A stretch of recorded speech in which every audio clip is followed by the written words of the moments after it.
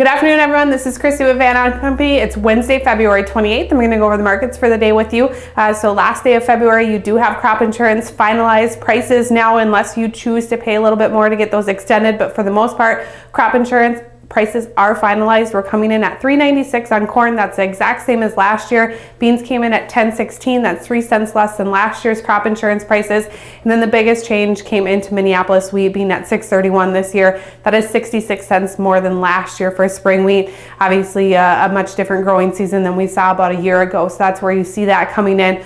Overall, into the grain markets, broad-based support here. It looked like fun buying as wheat led the way higher, at one point up about 22 cents for Chicago and Kansas City, settling only about 15 to 18 cents higher, but it did bring Minneapolis wheat with it for the first time. Minneapolis wheat has really been a dead horse here. It closed up about 11.5 cents.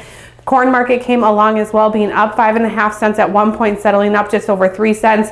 And then bean market continuing its support, up about 6 cents. So bean market, you still have those problems in Argentina, but why it looked like fun buying is because you really had other markets take charge versus being the one with the big story here leading the way. You did have a lot of pressure into the meat markets today. It almost felt like fun buying was pulling from the meat markets and outside markets and then investing into grain markets. We've seen that in the past, and that's what it looked like. Fundamentally no news here into the cattle market, but you had live cattle down almost $1, feeders down more than that, and then lean hogs down about $1.50. So a lot of pressure into the meat markets for no real reason. That's why you think maybe you saw that shift in buying. Outside markets were negative, with crude market down well over $1, Dow market down about 200 points. US dollar starting to creep back up here, up about 30 cents. So outside markets were unfavorable, but really overall it looked like the big scheme of things was a lot of just fun movement in the money, especially being at the end of the month.